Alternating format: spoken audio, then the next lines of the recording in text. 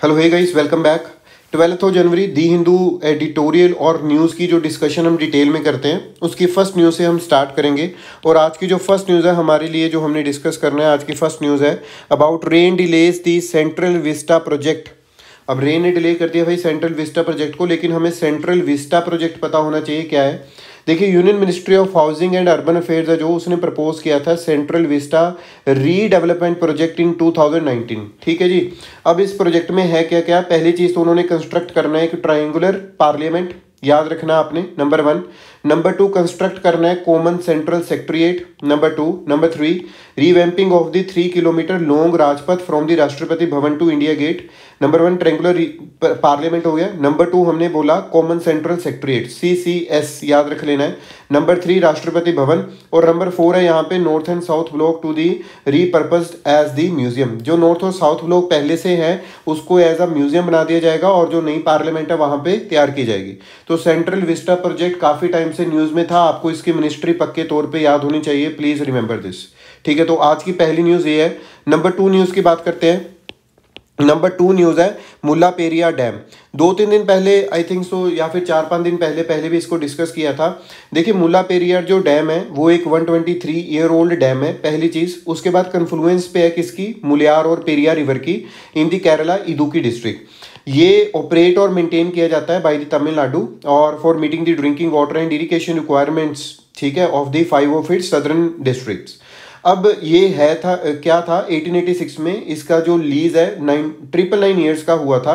ठीक है जी। और that was sign between the Maharaja of Travancore and the secretary of the state for India for the Periyar irrigation work. अब हमने क्या समझना है कि भाई मुल्ला पेरियार डैम है, 123 ईयर ओल्ड डैम है, मुलियार और पेरियार रिवर केरला के इदुक्की डिस्ट्रिक्ट में है, लेकिन इसको ऑपरेट और मेंटेन कौन करता है, तमिलनाडु, और ड्रिंकिंग वाटर इरिगेशन रिक्वायरमेंट के लिए। अब आगे देखते हैं जो बैकग्राउंड है उसमें क्या है। एक एप्लीकेशन को फाइल किया गया, ठीक है जी, सुप्रीम कोर्ट में। उसमें बोला गया कि जो गवर्नमेंट ऑफ तमिलनाडु है उसको एक नया डैम कंस्ट्रक्ट करना चाहिए, क्योंकि जो मुल्ला पेरियार डैम है, मैंने अभी बताया कहाँ पे, केरला में, वो बहुत ही उसका जो स्ट्रक्चर है पुराना हो चुका है। और अगर उसमें हम पानी का जो लेवल है वो अगर राइज करेगा, मतलब आपने देखा कि केरला में हमने देखा था कि कुछ टाइम पहले बहुत ही ज़्यादा फ्लड आ गए थे। उस चीज़ का रीज़न यही था कि जो वाटर का लेवल है वो राइज हो गया था। तो ये जो वाटर के लेवल राइज हो रहे हैं वो बोल रहे हैं कि अगर मुल्ला पेरियार का डैम स्ट्रक्चर पुराना हो चुका है, वो स्ट्रक्चर अगर टूट गया या कुछ और खतरा पैदा हो गया तो उसमें तो बहुत ही ज़्यादा जो लोगों की millions whose lives are at the risk due to the collapse of Mullaperiyar dam and because of the heavy rains have increased water flow. ठीक है जी, बैकग्राउंड तो ये हो गया। अब नोट क्या है कि केरला डिमांड कर रहा है कि भाई नया डैम बनाओ, ठीक है जी, और तमिलनाडु ने बोला कि भाई ज़रूरत नहीं है, कि इसी पे जो स्ट्रक्चर पे थोड़ी बहुत जो क्रैक्स है उस पर प्लास्टर लगा देते हैं, ऐसे काम चला लेंगे। सुप्रीम कोर्ट ने भाई लोग फिर अब क्या किया है, सुपरवाइजरी कमेटी बनाई है। उन्होंने बोला कि इमीडिएटली वहाँ पे जाके देखो और बताओ कि जो वाटर लेवल है उसको वहीं पे रखना चाहिए, उसको इंक्रीज करना चाहिए, पहली चीज़। नंबर 2, मिनिस्ट्री ऑफ जल शक्ति है जो, उसने 3 मेंबर सुपरवाइजरी कमेटी बनाई है। ठीक है जी। सुप्रीम कोर्ट ने देखो कमेटी नहीं बनाई, उसने डायरेक्शन दिया कि कमेटी बननी चाहिए। तो ये कमेटी किसने बनाई है, मिनिस्ट्री ऑफ जल शक्ति ने। तो ये जो डिस्प्यूट चल रहा है, ये जो इशू चल रहा है मुल्ला पेरियार डैम का केरला तमिलनाडु के बीच में, इसको सॉल्व करने के लिए। तो नंबर 2 हमारी ये न्यूज़ है। नंबर 3 एक्सट्रीमली इंपॉर्टेंट, आप मान के चलो कि इससे ऊपर की न्यूज़ नहीं हो सकती, वेरी इंपॉर्टेंट। ठीक है, इसमें है क्या, आपको पता है नीट का एग्जाम होता है और किस चीज़ के लिए होता है, हमें ये भी पता है। लेकिन नीट का जो बिल पास किया गया कहाँ पे, recently in the Tamil Nadu assembly, उन्होंने बोला कि कहते हैं यार ये जो नीट फीट हो रहा है, नीट हो रहा है ना, इसको बंद करो भाई। नीट को कहते बंद करो। कहते क्यों बंद करें, कहते because it is not a fair और इक्विटेबल मेथड, ठीक है जी, फॉर द एडमिशन। उन्होंने बोला ये तो फेवर कर रहे हैं किस लोगों को, रिच लोगों को। ठीक है, अब आप यहाँ पे रिच लोगों को फेवर कर रहे हैं क्योंकि वो क्या ज्वाइन कर सकते हैं, कोचिंग क्लासेस। और कोचिंग क्लासेस भी कब से स्टार्ट हो जाती हैं, 8th क्लास से। 8 से 12 तक ये कोचिंग क्लास चलती है, 4 साल। 4 साल में वो कहते कि 4 लाख 5 लाख या 8 लाख का जो खर्चा है वो कोई गरीब बंदा तो उठा नहीं सकता। इस वजह से ये रिच सेक्शन ऑफ सोसाइटी को फेवर कर रहा है, who can afford coaching. Plus awareness, जिन लोगों को तो पता है भाई कोचिंग की जरूरत पड़ेगी वो तो बोलता है, नहीं तो कईयों को लगता है कि कोचिंग के बिना हो जाएगा भाई। तो इस वजह से उन्होंने बोला कि जस्टिस देने के लिए, सोशल जस्टिस इंश्योर करने के लिए जो क्लास 12 के मार्क्स रहेंगे हम उसी को मानेंगे और उसी के आधार पे हम क्या दे देंगे, एडमिशन दे देंगे। तो एक ये यहाँ पे निकल के अपडेट आई है। अब इसके बाद में ये जो स्टेट है इसने अमेंड किया है सेंट्रल लॉ को, तो ये कॉन्ट्राडिक्ट कर रहा है। तो इस चीज़ में आपने एक चीज़ याद रखनी है कि इस चीज़ को पास करवाने के लिए ये जो पेश हुआ है प्रेसिडेंट से क्या लेनी पड़ेगी, एसेंट लेनी पड़ेगी। ठीक है जी। अब आगे देखिए, if a state want to amend a central law made under one of the item in the concurrent list. अब जो स्टेट है उसने क्या किया, कॉन्करेंट लिस्ट में पड़ा हुआ जो चीज़ थी उसके अंदर एक लॉ बना दिया। अब वो लॉ है ना जो, वो सेंटर वाला प्रिवेल करेगा ना कि स्टेट वाला, याद रख लेना जी अब हमने इसको। ठीक है जी। अगली न्यूज़ देखते हैं, नंबर 4। यह है पेटा थुलाल। पेटा थुलाल क्या होता है, रिचुअलिस्टिक सीक्रेट डांस है to celebrate the victory of the good over evil in the legend of lord Ayyappa. ठीक है, और ये पहले भी बड़ा न्यूज़ में था, लॉर्ड अयप्पा बड़े न्यूज़ में थे क्योंकि सबरीमाला टेम्पल की वजह से। ठीक है, तो ये चीज़ आपने याद रखनी है, पेटा थुलाल। और ये देखिए यहाँ पे बनाया हुआ है, और ये है क्या कि सीक्रेट डांस है marking the last leg of the annual Sabarimala pilgrimage season. ठीक है ना जी। तो जो हमारे लॉर्ड अयप्पा है, तो सबरीमाला टेम्पल ये इशू था, पहले आया था कि जो विमेन की एंट्री को लेकर, तो आपने पेटा थुलाल याद रखना है, लास्ट लेग है, सीक्रेट जो डांस है उसको परफॉर्म करते हैं। नंबर 4 ये न्यूज़ होगी। नंबर 5 हम बात करेंगे यहाँ पे जो न्यूज़ है उसके बारे में। देखिए पहली चीज़ यहाँ पे क्या बोली गई है कि जो सोलर पावर जनरेशन के लिए पहले यहाँ पे समझते हैं कि एक स्कीम थी। नंबर 1 पॉइंट में इसको मानता हूँ कि पहले स्कीम थी पीएम कुसुम स्कीम। पीएम कुसुम स्कीम में क्या बोला कि भाई जो फार्मर्स हैं उनकी इनकम को इंक्रीज़ किया जाएगा। फार्मर्स की कहते हैं इनकम को फिर इंक्रीज़ कैसे करना है, उन्होंने बोला कि हम क्या करते हैं, जो सोलर पैनल्स हैं वो लगा देते हैं। कहते हैं फिर खेती कहाँ पे करेंगे, वो कहते हैं हम सोलर पैनल्स वहाँ पे लगाएंगे जो बैरन लैंड है, मतलब जिस लैंड पे कुछ नहीं हो रहा, मतलब इनफर्टाइल लैंड है, वहाँ पे हम क्या करते हैं, सोलर पैनल्स लगा देते हैं। और उन सोलर पैनल्स पे हम क्या करेंगे कि सोलर पावर प्लांट्स यहाँ पे लगा दिया, तो फार्मर क्या करेगा, जो भी पावर जनरेशन हुई है वो डिस्ट्रीब्यूशन कंपनीज को बेच सकेगा और उसके पास क्या आती रहेगी, इनकम आती रहेगी, पहली चीज़। नंबर 2, वो उससे अपने जो पंप वगैरह है उसको भी तो यूज़ कर सकता है। ठीक है, तो 2 पॉइंट हो गए यहाँ पे। अब यहाँ पे न्यूज़ क्या है, इसी के कॉन्टेक्स्ट में जो राजस्थान है वहाँ पे देखा गया कि जो पब्लिक सेक्टर बैंक्स हैं उन्होंने स्टेट गवर्नमेंट को रिक्वेस्ट की है कि भाई ग्रांट लोन दे दो। ठीक है जी, ग्रांट लोन्स दे दो, कि जो लोन्स हैं उनको दे दो विदाउट एनी कोलेट्रल, कि कोलेट्रल सिक्योरिटी कोई नहीं देंगे फार्मर्स, तो जो है इनफर्टाइल और सेमी बैरन लैंड के लिए वहाँ पे सोलर पैनल्स को लगाने के लिए। तो अब इसमें इंपॉर्टेंट और क्या है, राजस्थान पहली स्टेट बन चुका है, तो दूसरा पॉइंट ये हो गया हमारा। और थर्ड पॉइंट यहाँ पे हमारा कौन सा रहेगा, ये वाला, कि राजस्थान पहली स्टेट बन चुका है to complete the selection of farmer for installation of solar plant on the land in July 2021 with their capacity exceeding the target set by the union ministry of new and renewable energy. तो ये 3 point यहाँ पे extremely important है, और आपको अगर ज़्यादा देखना है तो आप पीएम कुसुम के लिए देख सकते हो, अदरवाइज जो मैंने आपको बताया वो भी मोर देन इनफ है आज के लिए। लेकिन अभी फिर इसको बाद में पीएम कुसुम को डिटेल में कभी डिस्कस कर लेंगे। नंबर 6 न्यूज़ यहाँ पे बोला, high court notice to centre on dam safety act. Dam safety act में क्या है, ये प्रॉपर सर्विलियंस, इंस्पेक्शन, ऑपरेशन और मेंटेनेंस को प्रोवाइड करता है all specified dams in the country to ensure their safe functioning. लेकिन जो भी ये डैम होंगे वो किसके अंडर आ जाएंगे, यहाँ पे नेशनल डैम सेफ्टी अथॉरिटी के अंदर आ जाएंगे।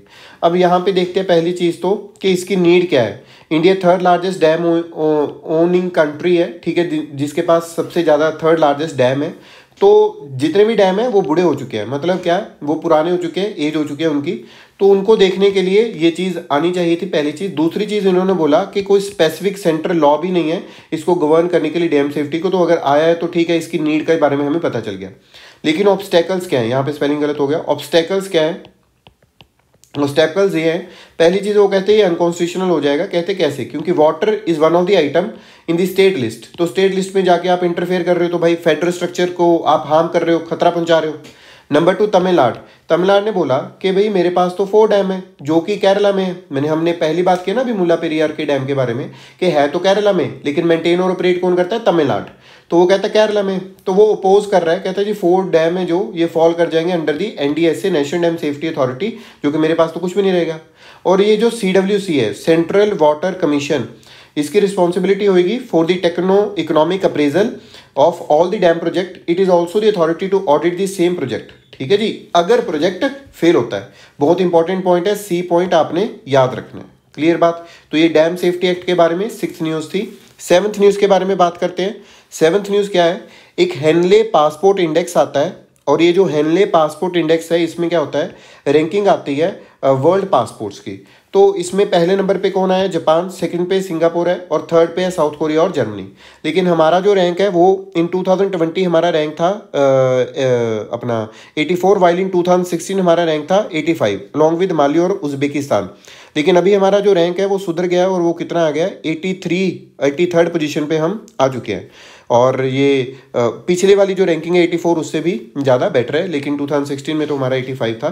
तो 2021 में हमारा 2021 में हमारा 83 है। 20 में रजे कितना था हमारा? 84।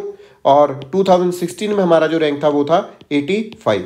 तो ये चीज़ आपने याद रखनी है। और ये जो डेटा है ये पासपोर्ट इंडेक्स बनाने के लिए कहाँ से लिया जाता है? IATA से, इंटरनेशनल एयर ट्रांसपोर्ट एसोसिएशन से। क्लियर हो गया बात? इतना समझ में आया? नंबर 8 क्या है हमारे पास? एडिटोरियल है जी। एडिटोरियल डिस्कस करेंगे।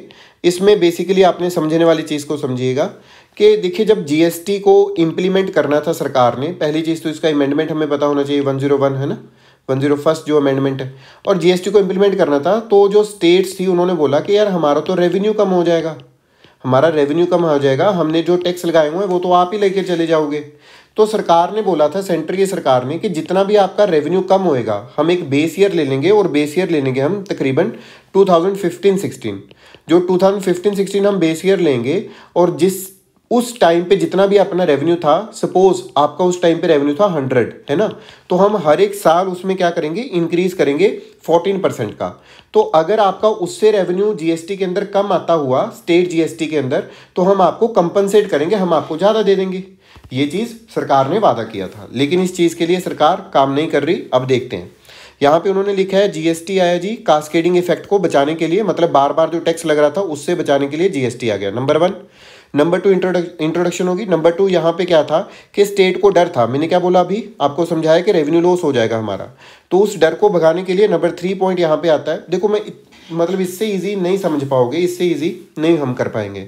नंबर 3 उन्होंने बोला कि हम एक बेस ईयर ले लेते हैं, क्या 2015-16, और हर एक बेस ईयर में अगर 100% आपका 100 रेवेन्यू था तो उसको 14% बढ़ाते रहेंगे हर साल। तो जितना भी रेवेन्यू आपका बनता जा रहा है, कि सपोज के रेवेन्यू 2020 में जो एक स्टेट है उसका रेवेन्यू बनता है 150 है ना, 150 रुपीज़ इमेजिन, और उसका उस टाइम पे जो स्टेट GST है, मतलब जो रेवेन्यू कलेक्ट हुआ वो 100 हुआ, तो जो 50 रुपीज़ का गैप है वो सरकार कहती थी कि मैं पूरा करूंगी। लेकिन वो गैप पूरा कैसे करना है? तो वो गैप पूरा करना था कि एक्स्ट्रा सेस लगा के। सेस किस पे लगाना था? जैसे कि टोबैको प्रोडक्ट हो गए, ऑटोमोबाइल्स हो गए, ठीक है जी, कोल हो गए, सॉलिड फ्यूल्स, इस तरह के जो प्रोडक्ट हैं इस पे सेस लगाएगी सरकार, और सेस लगा के बोलेगी कि भाई जितना भी मेरे पास रेवेन्यू इकट्ठा हुआ है तो मैं आप लोगों को दे देती हूँ, स्टेट को। लेकिन ये चीज़ हमें देखने को नहीं मिली। और ये जो चीज़ है मतलब कम रेवेन्यू वाली, कि उनके पास कलेक्ट हुआ कम रेवेन्यू, और ये चीज़ बढ़ गई कब? इस पॉइंट में लिखा हुआ है पेंडेमिक इन इंड्यूस्ड लॉकडाउन। आपको याद होगा कि एक बहुत कंट्रोवर्सी सी चली थी कि एक्ट ऑफ गॉड है ना, तो स्टेट ने उस टाइम पे डिमांड किया था जब लॉकडाउन लगा था कि भाई हमारे पास तो रेवेन्यू नहीं आया, और जितना भी बढ़ रहा है, जितना भी इंक्रीज हुआ, उस सबको मिला के हमें तो क्या भेजो? रेवेन्यू भेजो, हमें कंपनसेशन भेजो। लेकिन वो कंपनसेशन वो नहीं पूरी हुई, एक्ट ऑफ गॉड बोल दिया गया, तो पेंडेमिक में ये इंक्रीज हो गया। सेकेंडली उन्होंने बोला, यहीं पे पॉइंट एक डिस्कस करते हैं, टेक्नोलॉजी प्लेटफॉर्म। भाई 1 साल के लिए, 2 साल के लिए, 1.5 साल के लिए तो टेक्नोलॉजी प्लेटफॉर्म ही इनका सेट आया, तो बहुत लोगों ने जो टैक्स है वो इसकी इवेजन की। सेकंड यहाँ पे क्या है कि जो रेवेन्यू है स्टेट का वो मतलब जो लाइवलीहुड है वहाँ पे डिपेंड करता है। तो स्टेट के पास अगर नहीं रेवेन्यू जाएगा तो वो आगे काम नहीं कर पाएगी दूसरे लोगों के लिए। फिर इसके बाद में उन्होंने बोला कि इसमें अमेंडमेंट की तो ज़रूरत है ही, क्योंकि इसके अंदर को लेकर आना चाहिए पेट्रोलियम प्रोडक्ट को, real estate, alcohol for human consumption and electricity into the GST fold. और अभी उन्होंने क्या बोला, कहते जी प्रॉब्लम है और उस प्रॉब्लम को अमेंड करना चाहिए। आपने तो बोला था कि वन टैक्स वन वो होगा अपनी वन कंट्री, लेकिन यहाँ पे आपने तो 5 तरह के स्लैब बना दी, 0%, 5%, 12, 18, 28, और कईयों पे तो भाई इतना टैक्स लग रहा है 15% टू 96%, जो कि प्रेशियस स्टोन हो गए, सेमी प्रेशियस स्टोन हो गए, ठीक है, लग्जरी आइटम्स होगी। तो ये वो कहते हैं यार भाई चल क्या रहा है इस तरह से एडिटोरियल में लिखा हुआ है।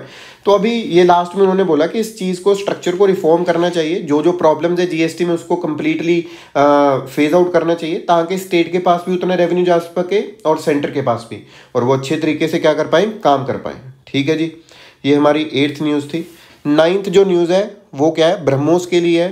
ब्रह्मोस में हमें क्या पता चला कि एक एडवांस्ड C2C वेरिएंट है ब्रह्मोस का सुपरसोनिक क्रूज मिसाइल, वो टेस्ट की गई INS विशाखापट्टनम टुडे, और ये DRDO ने किया। और ये जो ब्रह्मोस मिसाइल है, यहाँ पे आपने पढ़ना है ये वाला पॉइंट, ये ज्वाइंट कोलैबोरेशन है between India and Russia and is capable of being launch from land, sea, subsea and air against surface and sea based target. और इसकी जो रेंज रखी गई है फिलहाल 290 किलोमीटर रखी गई है। क्यों? Because of MTCR। जो MTCR है उसने बोला है कि ज़्यादा दूर तक जाने वाली मिसाइल्स को हमने रोकना है, ठीक है जी। लेकिन उन्होंने बोला कि following India's entry into the club in June 2016 official set the range would be extended to, मतलब एक्सटेंड हो सकती थी 450 किलोमीटर या फिर 600 किलोमीटर। क्लियर हो गया बात? डन होगी जी। और ये MTCR अब क्या है? MTCR एक इनफॉर्मल ऑर्गेनाइजेशन है जिसके 35 मेंबर्स हैं और चाइना इसका मेंबर नहीं है MTCR का। इंडिया एक्सपोर्ट करता है ब्रह्मोस को वियतनाम अंडर MTCR, और MTCR ने हेल्प किया था कि इंडिया को प्रोक्योर करने के लिए Arrow 2 missile from the Israel. BrahMos was exported to this countries, extremely important, एक बार नोट डाउन करिए, Egypt, South Africa, Vietnam, Oman, Chile और ब्रूनी, ठीक है। अब नंबर 10 जो न्यूज़ है आज के लिए हमारी मोल्न्यूपिराविर है। मोल्न्यूपिराविर में क्या है? अब ये एक एंटीवायरल ड्रग है मोल्न्यूपिराविर, और ये इंटरफेयर करता था with the function of viral RNA। अब ये जो वायरल RNA क्या करता था, अपनी कॉपीज बनाता रहता था बॉडी के अंदर, है ना। उस कॉपीज को बनने के लिए रोकता था कौन? मोल्न्यूपिराविर, जो कि एक एंटीवायरल ड्रग था। तो molnupiravir have reduce the chances of hospitalisation. अगर किसी को माइल्ड या मॉडरेट सिम्टम्स होते थे कोविड-19 के, तो उसको ये ठीक कर देता था, है ना, मतलब हॉस्पिटलाइजेशन नहीं, जाना नहीं पड़ता था वहाँ पे, तो उसकी कॉपीज को रोकना था। लेकिन अभी क्या है, ये नो मोल्न्यूपिराविर ICMR टीम ने बोला है, ठीक है। नंबर 11 अगेन एक्सट्रीमली इंपॉर्टेंट, आज की 11 न्यूज़। मैंने अभी पहले भी मैं कई बार आपको बोला है कि भाई कई बार तो ज़्यादा न्यूज़ आ जाती हैं और कई बार कम आती हैं। तो यहाँ पे हमने याद क्या रखना है, जो गवर्नमेंट है उसने बोला कि हमने ट्रांसजेंडर पर्सन जो एक्ट है वो इनेक्ट किया था 2019 ने, and at the advisory was sent to ensure their safety and to protect them against any form of exploitation in the context of prison and correctional facilities, safeguard transgender prisoner centre. अब ये act आया जी, transgender की definition इसमें लिखी हुई है। Transgender person is somebody whose gender does not match the gender assigned to the person at birth, includes trans men or trans women, person with intersex variation, gender queers, person having socio-cultural identities as Skinner, Hijras, Arawanis और जोगता, ठीक है। तो ये जो चीज़ें हैं यहाँ पे हम इस चीज़ के बारे में बात कर रहे हैं। और इस एक्ट का एम क्या है? इस एक्ट का एम है कि जो ट्रांसजेंडर पर्सन है उनके साथ डिस्क्रिमिनेशन को रोका जाए एजुकेशन में, एम्प्लॉयमेंट में और हेल्थ केयर में। क्लियर बात? और person would have the right to choose to be identified as a man, women और ट्रांसजेंडर। क्लियर बात? Irrespective of the sex reassignment, surgery and hormonal therapy. तो जो सेंट्रल गवर्नमेंट है उसने पहले रूल्स एक एक्ट आया, उसके बाद में यहाँ पे रूल्स आए 2020 के, और ये कॉन्क्रीट स्टेप था वेलफेयर करने के लिए किसकी? ट्रांसजेंडर पर्सन की। तो आज की न्यूज़पेपर में इतनी न्यूज़, हमने 11 न्यूज़ डिस्कस की हैं और आई होप आपको समझ में आ गया होगा। अगर आपने कुछ एक्स्ट्रा करना है तो एक एड करके एक एडिटोरियल आया हुआ है, जो हमने एडिटोरियल पढ़ा है GST का, उसके नीचे आया हुआ है। अगर आप उसको पढ़ना चाहते हो तो आप पढ़ सकते हो, अदरवाइज बहुत ज़्यादा कुछ खास नहीं है उसमें। तो आज के न्यूज़पेपर में इतना ही। अगले न्यूज़पेपर के लिए, अगली अपडेट्स के लिए आप हमारा जो चैनल है उसको सब्सक्राइब कर सकते हैं और ये वीडियो को शेयर करिए। Thank you so much.